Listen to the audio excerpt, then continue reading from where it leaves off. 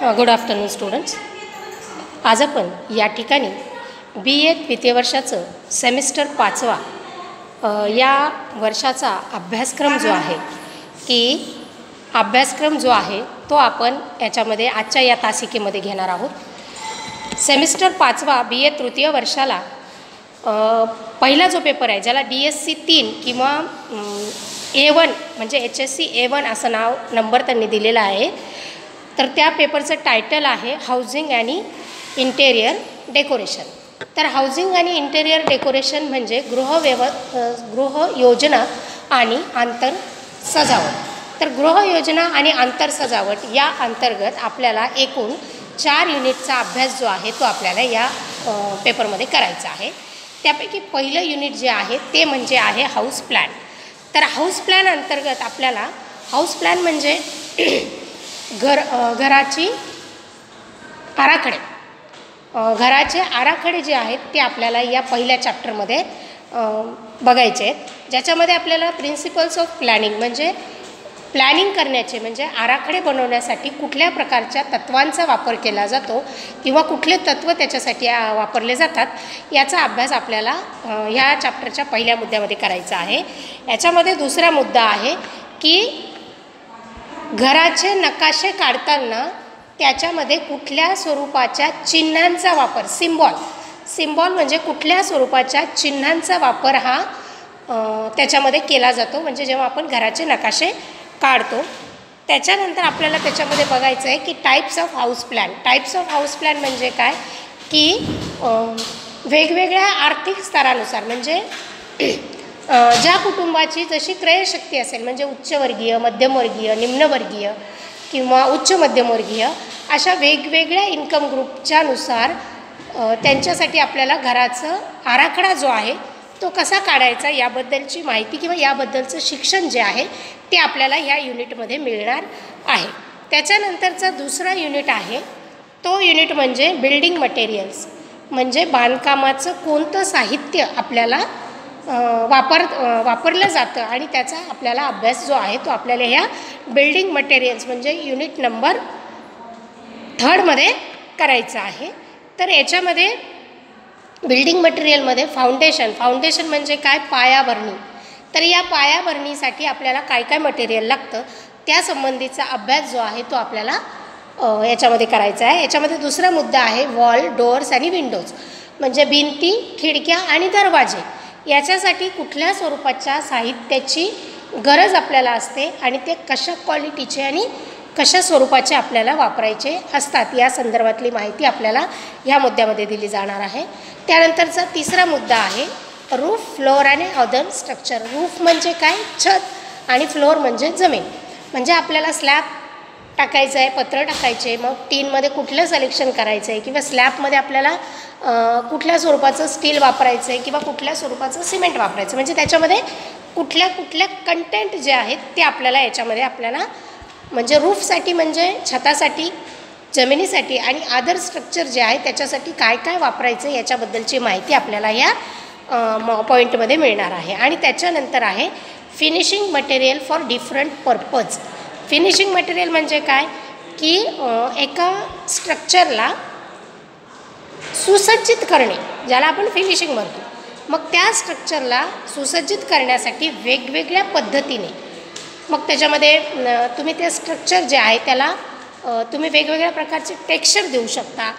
त्या टेक्स्चरनुसार त्याच्यासाठी वेगवेगळं मटेरियल तुम्हाला त्या ठिकाणी लागत असतं आणि मग त्याच्यानुसार म्हणजे तुमचा पर्पज काय आहे मग तो इनडोअर स्ट्रक्चर आहे की आउटडोअर स्ट्रक्चर आहे याच्यानुसार सुद्धा आपल्याला त्या ठिकाणी वेगवेगळ्या साहित्यांची गरज पडत असते आणि त्यानुसारचा अभ्यास जो आहे तो आपल्याला बिल्डिंग मटेरियल या युनिटमध्ये करायचा आहे.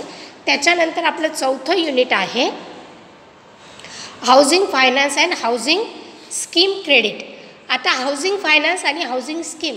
हाऊसिंग फायनान्स म्हणजे काय की घरासाठी आर्थिक मदत ही आपल्याला वेगवेगळ्या स्कीमच्या माध्यमातून म्हणजे वेगवेगळ्या गृहयोजनेच्या स्कीमच्या माध्यमातून आपल्याला त्याची मदत जी आहे ती आपल्याला हाऊसिंग फायनान्सच्या माध्यमातून होत असते.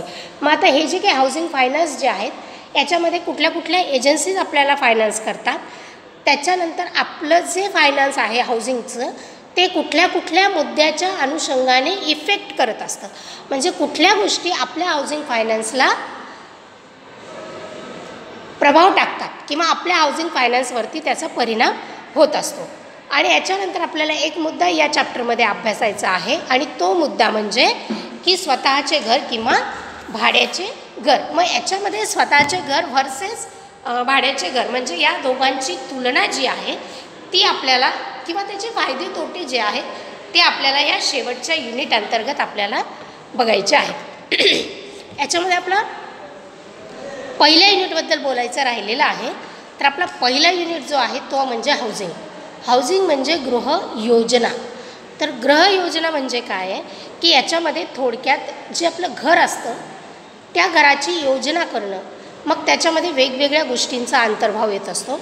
पहिल्यांदा तर आपल्याला मेन गोष्ट याच्यामध्ये बघायची आहे की हाऊसिंग म्हणजे काय, म्हणजे आपण घर कशाला म्हणायला पाहिजे किंवा घराची किंवा गृहाची संकल्पना काय आहे याची म्हणजे इंट्रोडक्शन जे आहे किंवा याच्याबद्दलचा थोडक्यात इतिहास जो आहे तो आधी आपल्याला याच्यामध्ये बघायचा आहे. त्याच्यानंतर आपल्याला घराचे कार्य बघायचे आहेत, घराचे महत्त्व मानवी जीवनाच्या अनुषंगाने काय आहे हा मुद्दा आपल्याला याच्यामध्ये अभ्यासायचा आहे. आणि सोबतच आपल्याला इन्कम ग्रुपनुसार म्हणजे व्यक्तीच्या क्रयशक्तीनुसार घराचे वेगवेगळे प्रकार जे आहेत ते देखील आपल्याला याच्यामध्ये अभ्यासायचे आहेत. त्याच्यानंतर आहे फीचर्स कॉन्ट्रीब्युटिंग टू लिव्हेबिलिटी हाऊस.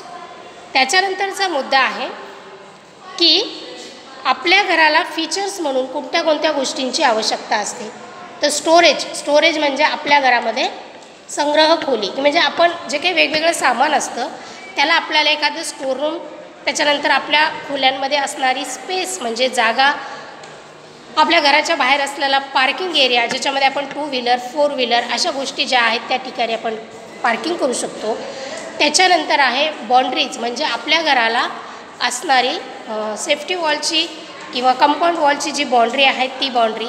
त्याच्यानंतर प्लंबिंग आणि ड्रेनेज म्हणजे सांडपाण्याची जी सोय आहे ती आणि पिण्याच्या पाण्याच्या सोयी ज्या आहेत या सगळ्या ज्या गोष्टी आहेत या फॅसिलिटीज ज्या आहेत त्या आपल्याला आपल्या इम्पॉर्टंट फीचरमध्ये दिसायला असल्या पाहिजेत. आणि म्हणून ह्या इम्पॉर्टंट फीचर्स कोणते कोणते आहेत हे आपल्याला याच्यामध्ये ह्या चॅप्टरमध्ये बघायचे आहे.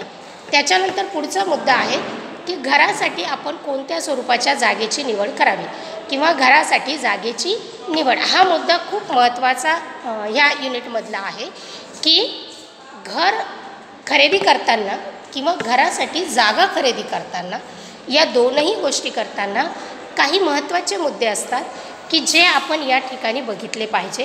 कारण की म्हटलंच जातं ना की घर जे आहे ते माणूस आयुष्यामधून एकदाच बनवत असतो. कारण की घरासाठी वेगळी बचत ही प्रत्येक व्यक्तीला आपापल्या आयुष्यामध्ये करावी लागते.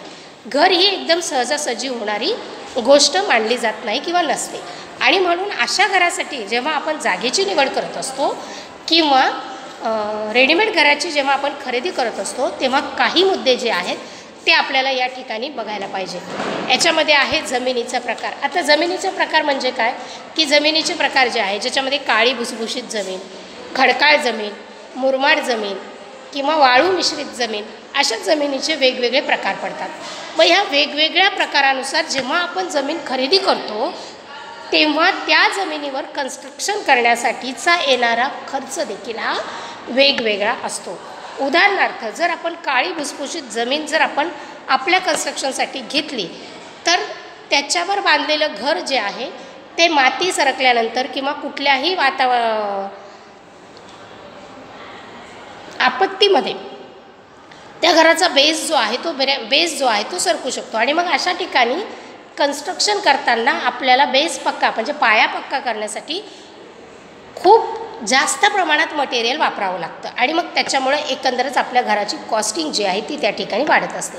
म्हणून साधारणपणे घरासाठी मुरमाड जमिनीचा उपयोग जो आहे तो जास्त चांगला आणि उपयोगाचा आणि कमी खर्चाचा मानला गेलेला आहे.